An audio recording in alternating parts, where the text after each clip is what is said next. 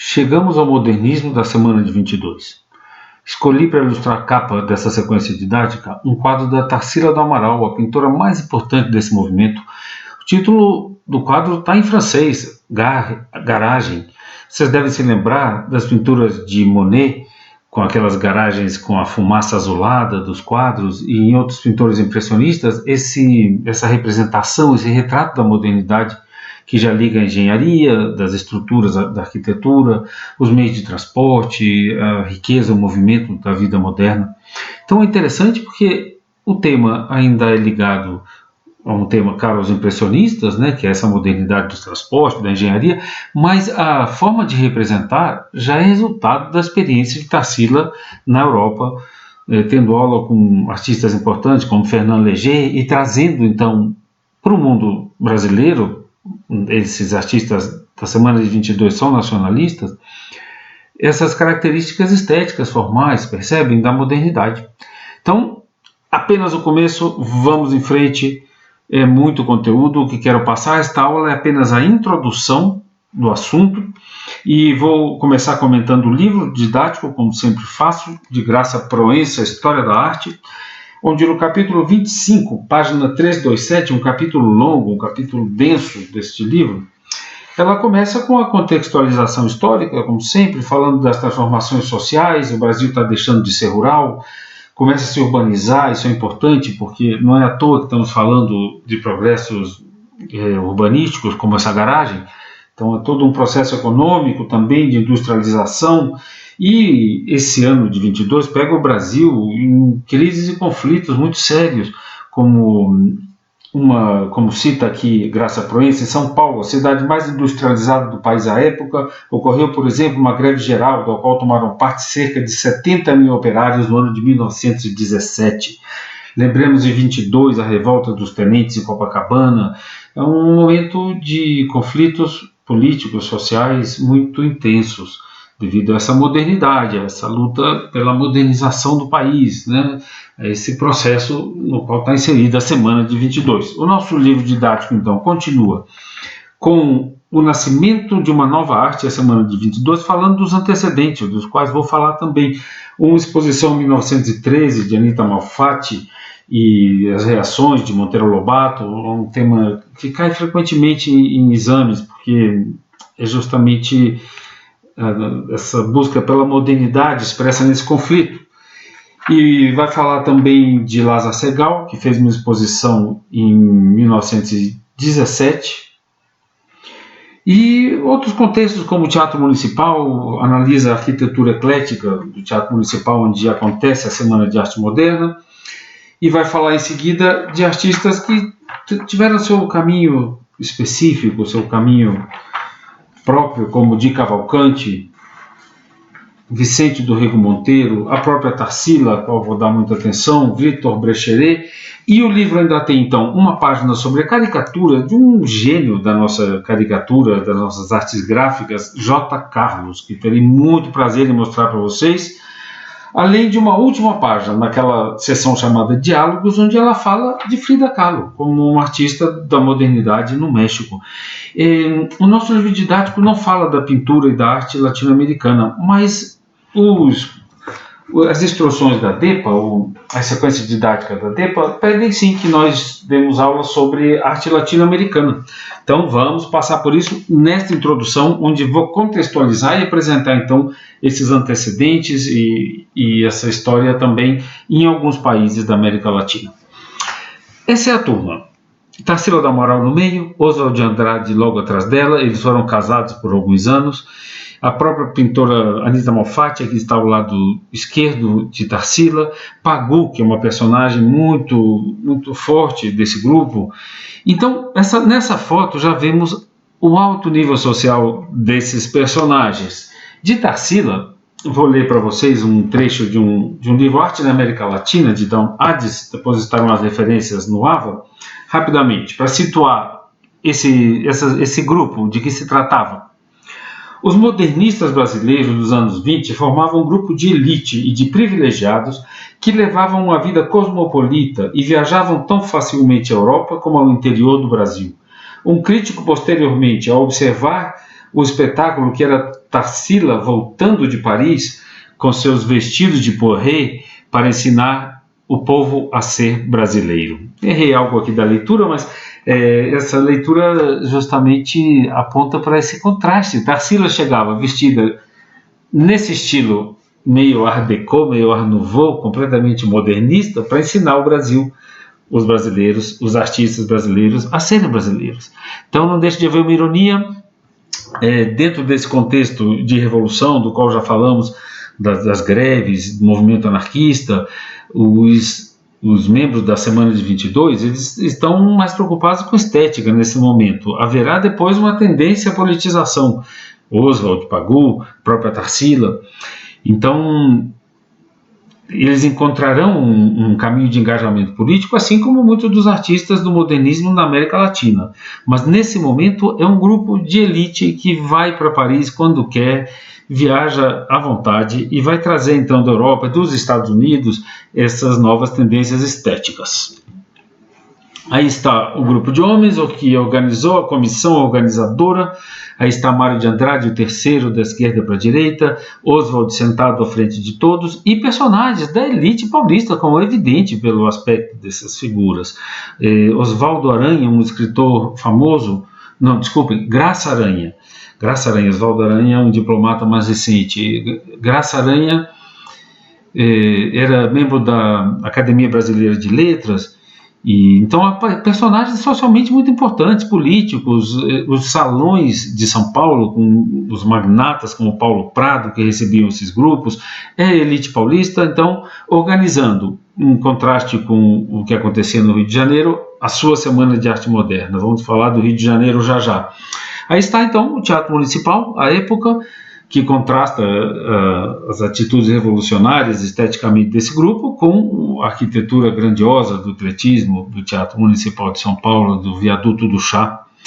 Então, alguns textos para vocês lerem no AVA, vou ler rapidamente aqui ao lado os convites feitos por Di Cavalcanti, que se diz, inclusive, que teria sido quem teve a ideia e apresentou para os grandes magnatas, Paulo Prado e outros paulistas milionários, né, que financiaram e patrocinaram essa semana, teria sido Di Cavalcanti o que teve a ideia. Então vamos lá. A Semana de Arte Moderna apresenta-se como a primeira manifestação coletiva na história cultural do país a favor de um espírito novo e moderno, em oposição à cultura e à arte de teor conservador.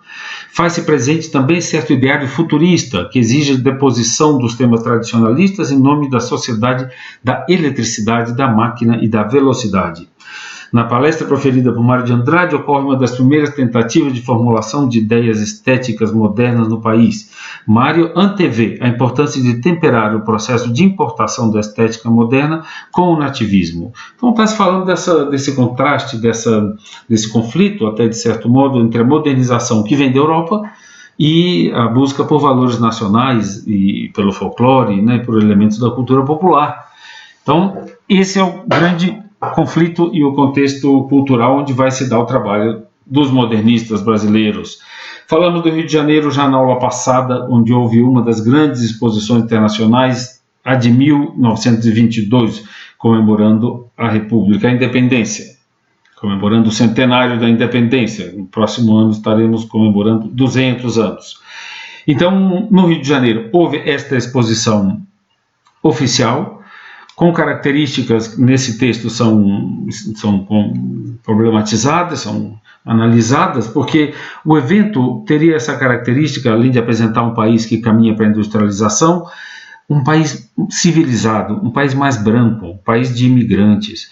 Então, a exposição apresentava um tipo de brasileiro branco, europeizado, isso está registrado em documentos da época, né, que citaria que negros, mulatos, indígenas eram obstáculos ao progresso, e as críticas a essa versão oficial da história, naquele momento, a europeização do país, vieram da esfera artística. Justamente os modernistas estavam criticando essa imitação de modelos estrangeiros na arte, certo?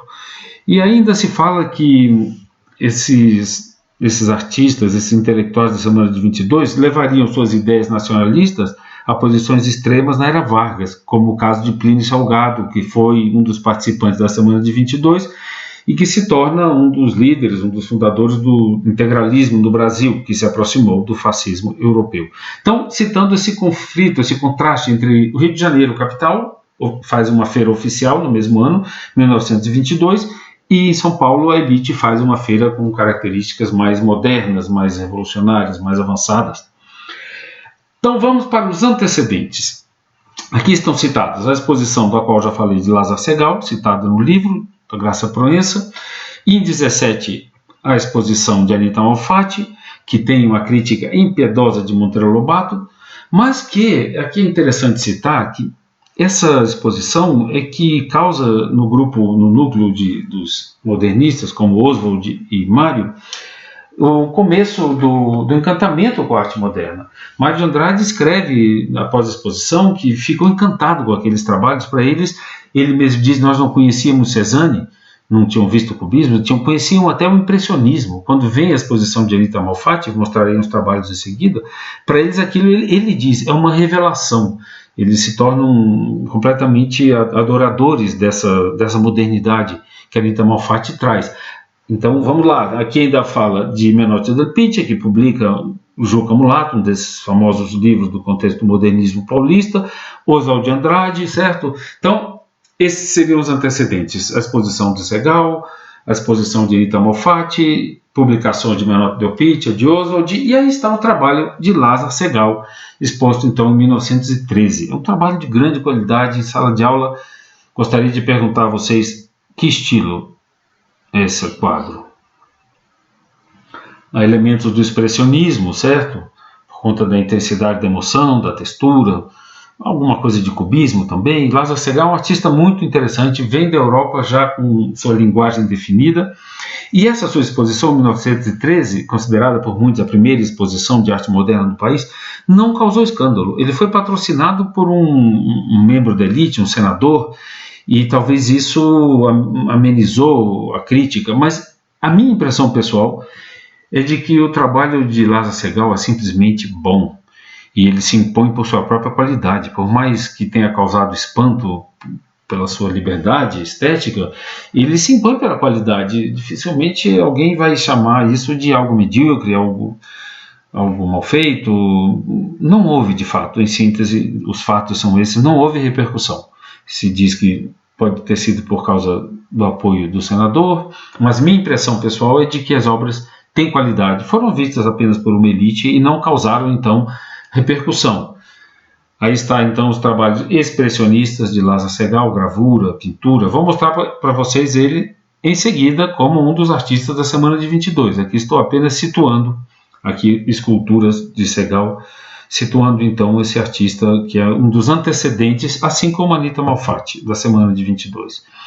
Então, é considerado um marco, causam polêmicas, como já dissemos. Monteiro Lobato publica esse artigo que chama Mistificação e fala da má qualidade dos trabalhos, as críticas são conservadoras, mas, como já disse, houve uma reação muito positiva dos modernistas, Oswald, Mário, e saíram em defesa do artista. Esse gesto, então, causou a aproximação desse grupo e que vai, unificado, criar a Semana de Arte 22 em seguida, onde a Anita estará expondo.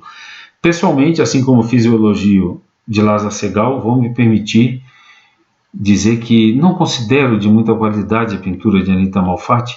Ela estudou nos Estados Unidos, na Alemanha, e trouxe de lá elementos formais dessa modernidade, o contraste de cores, o uso de linhas, de manchas, deformação no desenho, essa ligação do fundo com a figura, né? Tem toda uma liberdade plástica no uso de manchas, mas parece que a Anita não desenvolve um trabalho que tem uma marca própria.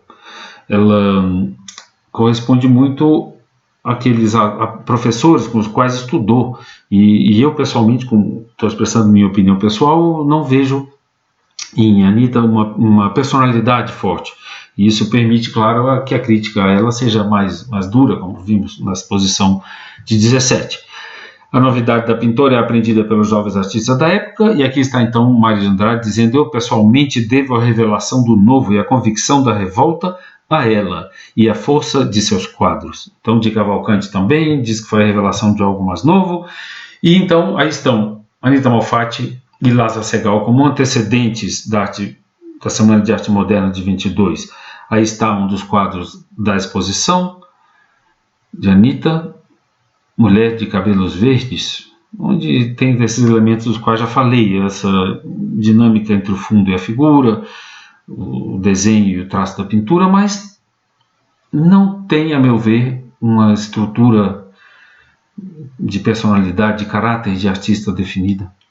Esse é um quadro pintado quando ela esteve nos Estados Unidos, inspirado também pelos seus professores, a onda mais expressionista. Mas, fechando essa pequena introdução com Anita Malfatti, Lázaro Segall e os antecedentes, esse contexto social desses artistas de elite, quero mostrar para vocês fotos que eu tive a oportunidade, o privilégio de registrar quando eu estive em Chicago em 2017, por um mês estudando inglês. Minha escola era em frente ao Art Institute, que se transformou em minha casa. Aqui nessa foto está nevando mesmo. E vemos aí na frente, estou assinalando com esse círculo, uma exposição muito importante de Tarsila do Amaral. Então já citei Tarsila, que é a maior artista, a mais importante pintora desse grupo, e aqui então quero registrar a importância internacional de Tarsila ao vermos em Chicago uma exposição extremamente bem montada, com quadros importantíssimos e documentos históricos e cadernos de anotações de viagem.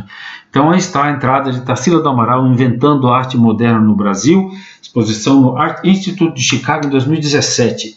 E aí vemos o Obapuru na frente, justamente um dos quadros mais significativos, mais simbólicos, mais icônicos do movimento. Logo atrás a Negra, uma exposição montada com muita generosidade e limpeza, aqui na frente antropófagos. Então são os quadros mais importantes da Tarsila, mostrados com seus estudos, né?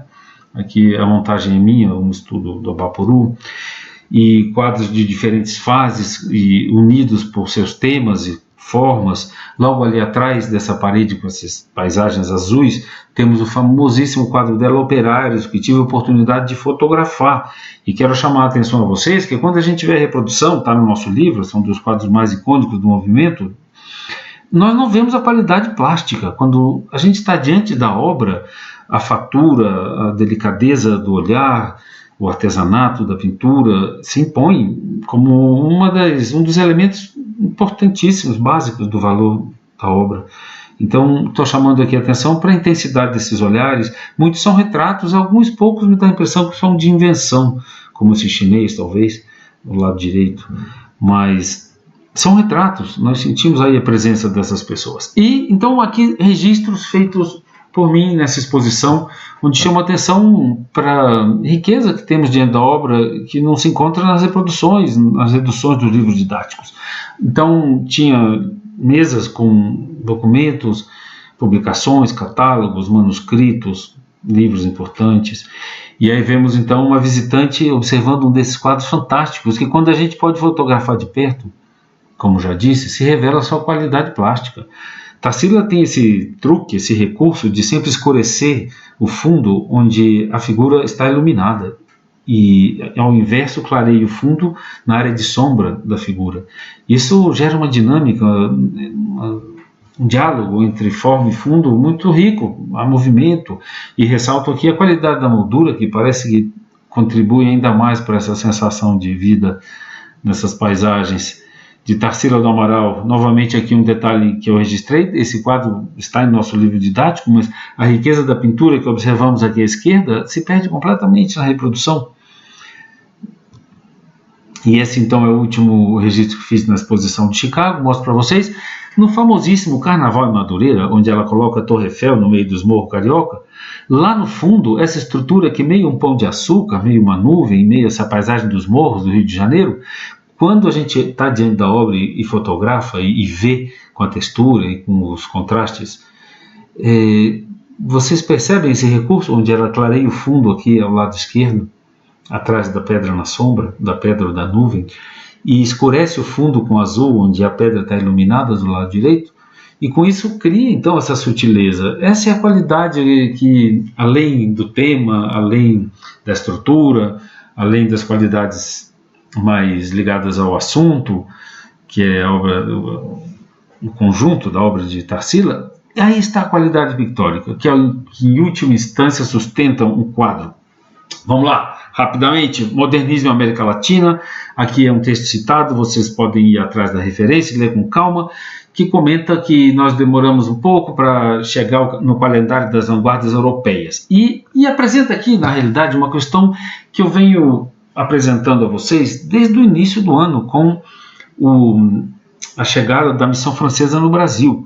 E é aquela pergunta: nós estamos imitando ou estamos recriando e dando nossa própria contribuição à civilização?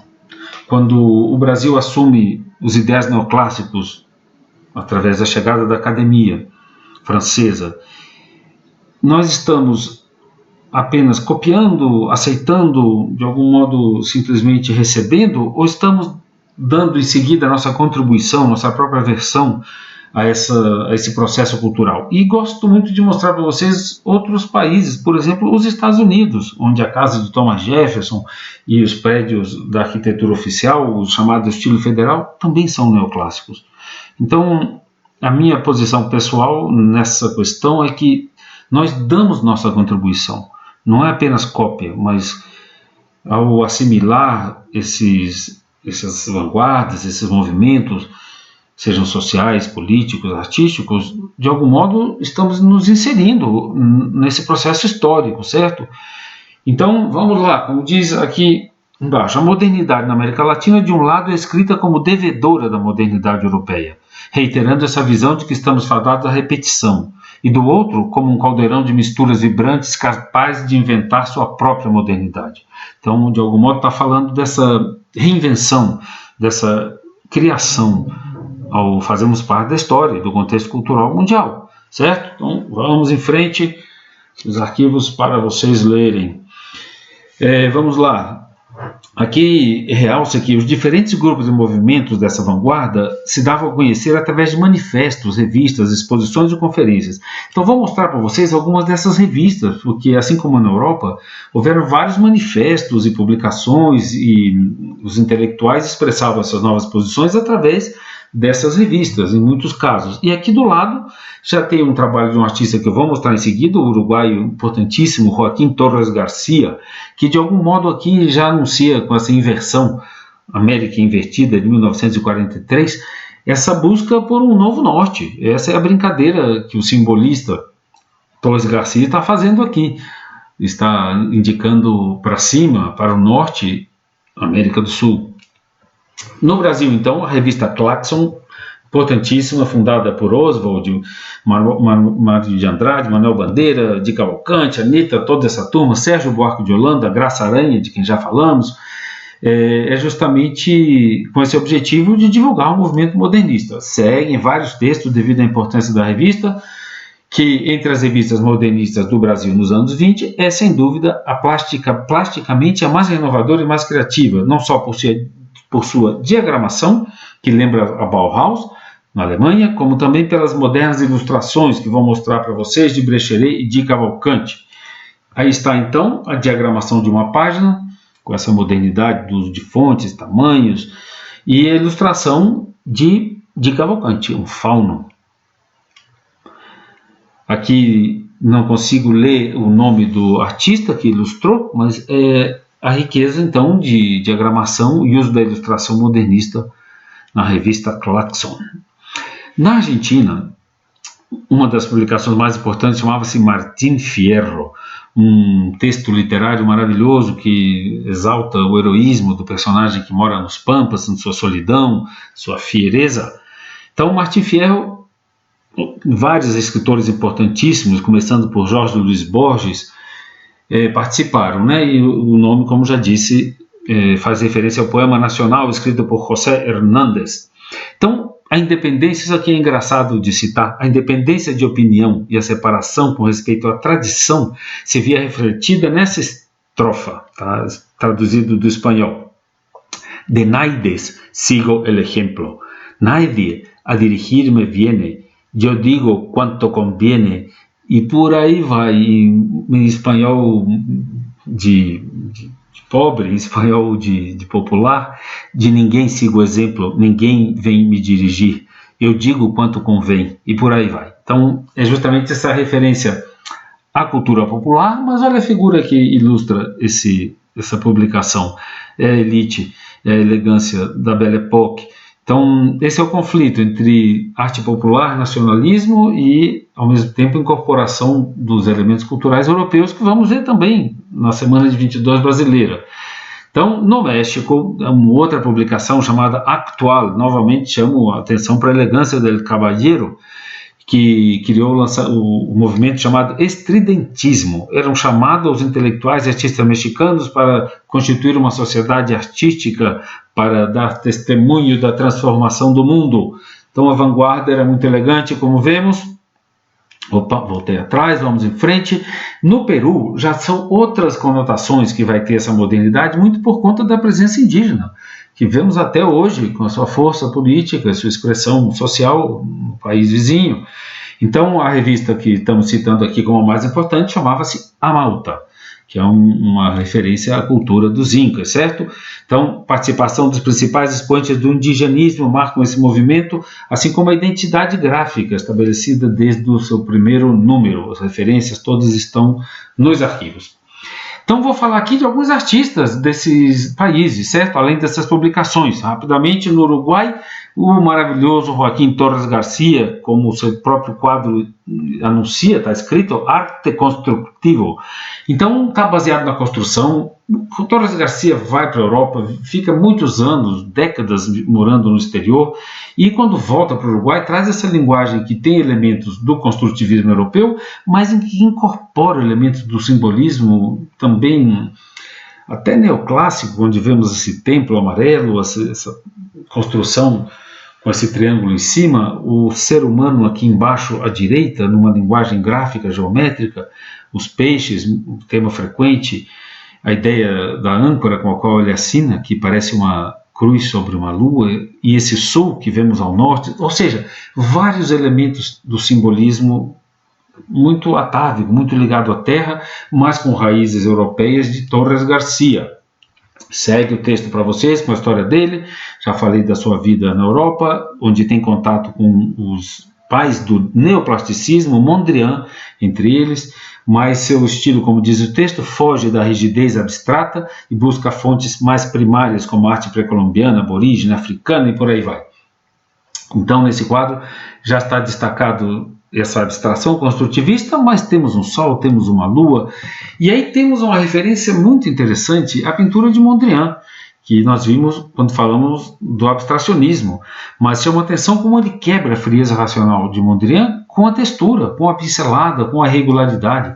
Então aí está ao lado a referência a Mondrian, e a vida mais de matéria, mais de textura, mais cálida, que Torres Garcia dá a esse construtivismo. E quero citar nesse momento também o Geraldo de Barros, que vimos quando falamos do construtivismo brasileiro, da abstração no Brasil, que é um artista muito interessante, ligado à arquitetura e com seus módulos. Esse slide estou trazendo aqui só como citação, traz nas suas esculturas a ideia de participação do consumidor, da pessoa que compra esses módulos e monta em casa do modo como deseja a forma, certo? Então é um outro tipo já de construtivismo brasileiro, que incorpora outras questões. Torres Garcia é mais ligado à estética do que ao construtivismo, no caso da arquitetura e da decoração do nosso brasileiro, mas ele vai também questionar, nesse texto aqui em espanhol, a própria letra dele, el arte es una tradición. Então, vai dizer, aquilo que se pode chamar de pintura, mas que não é imitativo, é também criação, realiza uma síntese, o equilíbrio entre a emoção do pintor, a luz e a cor. O objeto é um pretexto. Então, está falando dessa independência da pintura com relação ao naturalismo, a cópia, a imitação, certo? É um teórico muito interessante, Torres Garcia, um pintor, e vai muito além da decoração, quando explora esses símbolos, essas questões de textura ligadas um pouco a tecidos, mas também é aberto a influências como a de Fernand Léger e do cubismo e da op art. É um artista de extrema riqueza e cito aqui uma tragédia que aconteceu em 1978.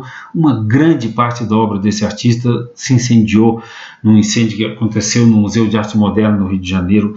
E aqui coloco um link do Museu Torres Garcia, em Montevidéu, onde se fez uma exposição com o que restou desse incêndio, certo? Um registro, pelo menos, das fotos, dos pedaços de obras, né? Foi uma tragédia pouco conhecida, até mesmo no Uruguai.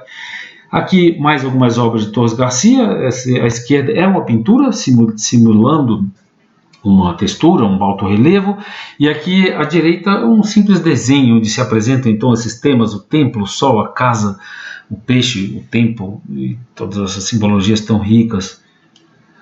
Esse peixe aqui acima à esquerda é uma das obras destruídas no Rio de Janeiro, e embaixo é uma sala dedicada a ele no famoso museu em Paris, o Beaubourg, o Museu de Arte Moderna, de Arte Contemporânea. Então, Torres Garcia, assim como Tarsila, é um artista do modernismo latino-americano que merece fama mundial. Então, já vimos Uruguai, vou falar do México e não podemos deixar para trás as calaveras, elemento importantíssimo que faz referência às revoluções. O México tem um contexto de lutas políticas intensas, então vamos falar desse artista, o mais importante artista gráfico mexicano, José Guadalupe Posada. Aí está ele numa gravura em homenagem a ele, seria ele pintado por um artista da oficina do Taller de Gráfica Popular, que vou mostrar para vocês, Leopoldo Mendes, homenageando aqui então Posada, certo? Gravador, ilustrador importantíssimo, aqui como testemunha dos conflitos sociais, e com suas publicações de divulgação jornalística comuns naquela época, eram folhas ilustradas, com um trabalho de enorme riqueza e ironia. Essa Torre Eiffel feita de caveiras, ou essa calaveira de los periódicos, dos jornais, tem uma ironia macabra muito característica da cultura mexicana, desde os astecas. Essa questão da morte é colocada, e as calaveiras de José Guadalupe Posada, que é apenas para avançarmos em direção à modernidade, mas anos passados dei aulas completas sobre ele, devido à sua importância para outras turmas do Colégio Militar.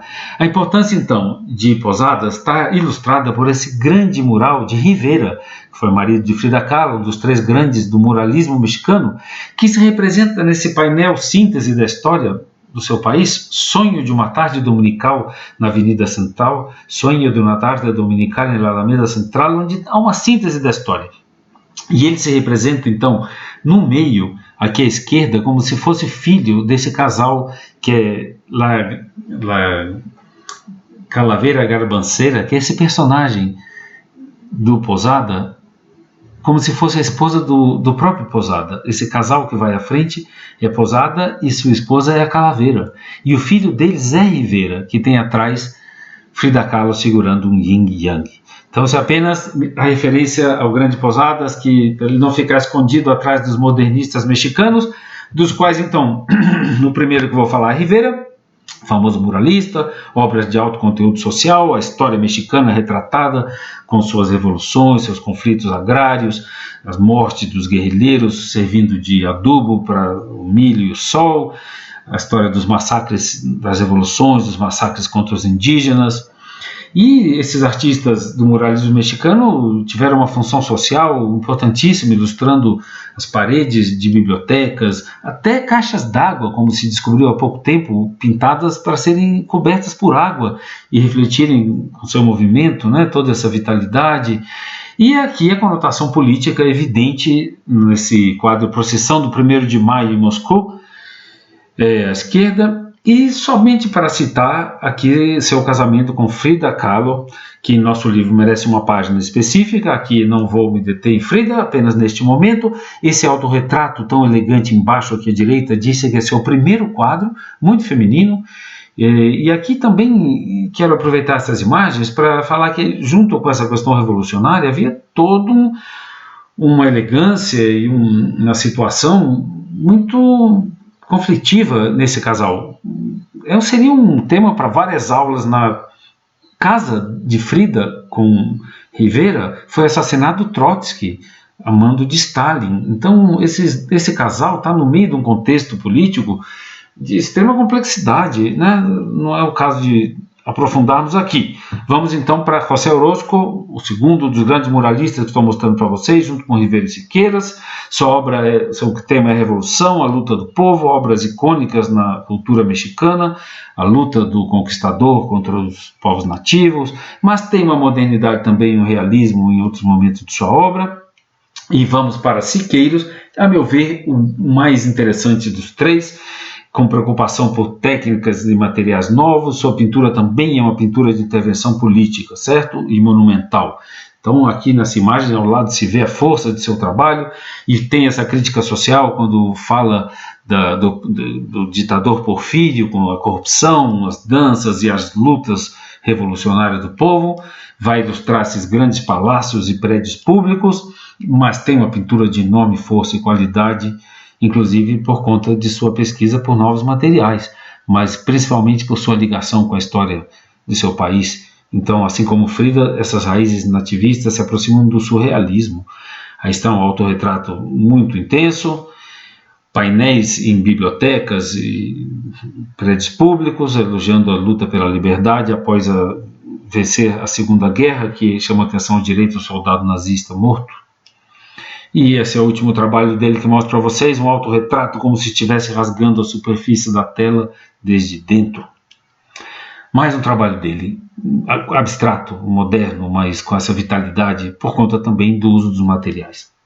Aí está o taller de gráfica popular, do qual eu já disse que ia falar, onde vários artistas então desenvolvem sua linguagem gráfica com extrema qualidade, focando também questões sociais e nativistas. Na Argentina, quase não há mais tempo, vou falar rapidamente de Show Solar, um artista interessantíssimo que, mesmo não buscando um trabalho de grande realismo, através da força simbólica de seus trabalhos, expressa uma magia e uma qualidade muito particular, inspirada também em Paul Klee, de quem ele teve informações e conviveu com a obra nos muitos anos que morou fora da Argentina.